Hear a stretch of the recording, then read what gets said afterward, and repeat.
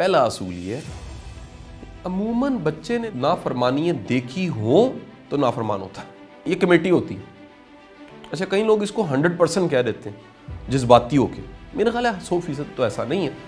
Some time بڑے بڑے نیک لوگوں کی اولاد بھی خراب ہوتی ہے. زیادہ تر جو دیکھا گیا کہ نافرمانی کی سزا جو ہے نا، جو آپ نے نافرمانی کی ہوتی ہے وہ آپ کو نافرمان اولاد کی شکل میں. والدین کی گستاخی ایک ایسی غلطی ہے جس کی سزا زندگی میں مل جاتی ہے.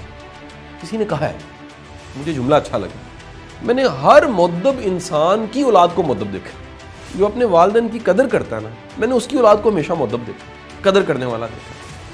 دوسرا، سم ٹائم حالات و واقعات جو ہم نے بنائے ہوئے ہیں، اس کو کہتے ہیں ماحول، گھر کا ماحول، وہ ماحول نافرمان بناتا ہے. مثلا مثال لیجیے، ہمیں اپنا رشتہ لے کر چلنا نہیں آیا اور ہماری جو زوجہ ہے، بیوی، وہ بد لحاظ ہو گئی، بدتمیز ہو گئی.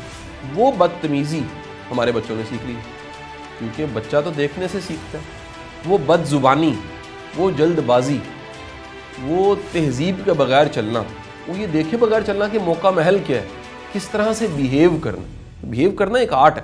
وہ کہیں بچے نے سیکھا اور پھر اس کو ریفلیکٹ کرنے لگ پڑا، یعنی اس کا لرن بیہیویئر تھا. تھرڈ، تیسرا پرابلم نافرمانی کا تب ہوتا ہے جب کوئی نہ کوئی پرابلم چل رہا ہوتا ہے بچے کے ساتھ اور اس کو آپ سن نہیں رہے ہوتے. لہٰذا کسی کو نہ سنا جائے تو وہ چیخنے لگ پڑتے، وہ بکنے لگ پڑتے، وہ بڑا ہی بد لحاظ ہو کے بولنے لگ پڑتا کیونکہ اس کی سنی نہیں جا رہی ہوتی. دیکھیے وہ مطالبے جو مکمل لاک ڈاؤن تک لے جاتے ہیں، وہ مطالبے جو سڑکوں پہ آ جاتے ہیں، وہ مطالبے جن کے لیے بینر اٹھانے پڑتے ہیں، سڑکیں بلاک کرنی پڑتی، احتجاج کی شکل اختیار کر جاتے ہیں، وہ اگر سن لیے جائیں تو احتجاج تو بڑی شدت والی چیز، لاک ڈاؤن تو بڑی شدت والی چیز.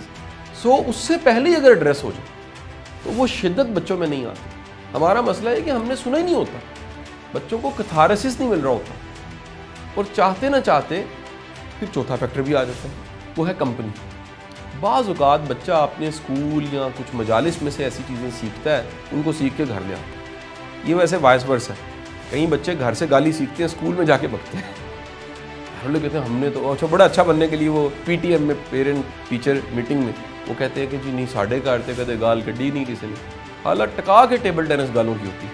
سم ٹائم بچہ باہر سے سیکھتا ہے اور وہ سیکھنے کے بعد گھر آ کے بکتا ہے. میرا خیال ہے کہ ہمیں یہ دیکھنا چاہیے اس میں سے کون سا کیس ہے.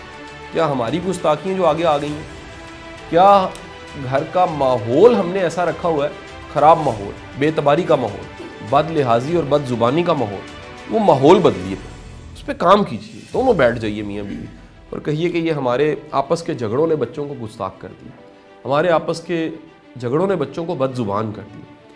پھر دیکھیے تیسری چیز یہ ہے کہ کہیں ایسا تو نہیں کچھ اس کا ایڈریس نہیں ہو رہا. جیسے بچہ دیکھیے روتا ہے، چھوٹا بچہ، تو ماں سمجھتی ہے، فوراً دیکھتی ہے اس کے پیٹ میں درد تو نہیں، پیچھے کو وجہ تو نہیں ہے، بستر گیلا تو نہیں ہے، پیمپر خراب تو نہیں ہے، کوئی ریش تو نہیں ہو گیا، کوئی اور پرابلم تو نہیں ہوگی، کوئی اس کو چیز چپ تو نہیں رہی. اس سب چیزوں میں سے کوئی فیکٹر پتہ لگ جاتا ہے کہ نہیں بھوک لگی ہوئی. اسی طرح جب بھی کوئی بد لحاظ ہے، بد زبان ہے، تو دیکھیے اس کے پیچھے وجہ کیا ہے. کوئی نہ کوئی وجہ ہوگی جو ایڈریس نہیں ہو رہی. کچھ ایسا ہے جو سن نہیں رہے، آپ کو سننا چاہیے تھا. ایک ایسی خراش ہے جس کو سن نہیں رہے تھے، آپ نے خاموشی اختیار کر دی اور وہ بڑھتے بڑھتے بد زبانی یا نافرمانی کی شکل اختیار کر دی. اور چوتھا یہ کہ مجلس، بری مجلس سے بچوں کو بچائیے.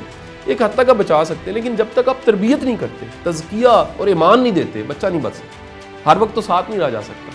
میں اکثر کہتا ہوں کہ اس موبائل فون سے بچنے کا صرف ایک ہی طریقہ ہے، وہ ایمان ہے. جب بچے کو پتہ لگ جائے میری زندگی بڑی قیمتی ہے اور میں نے اللہ کو جواب دیا، ایک دن میرا حساب ہونا ہے، تب تک بندہ ٹھیک نہیں ہو سکتا. ادروائز تو ہر وقت سر پہ رہیں گے، کتنا چیک کریں، تو وہ ٹرکی ہو جائے گا. وہ منافقت سیکھ لے گا، آپ کے سامنے نیک ہوگا، بیبا بن جائے گا، آپ کے پیچھے وہ پھر بدی برائی کرے گا.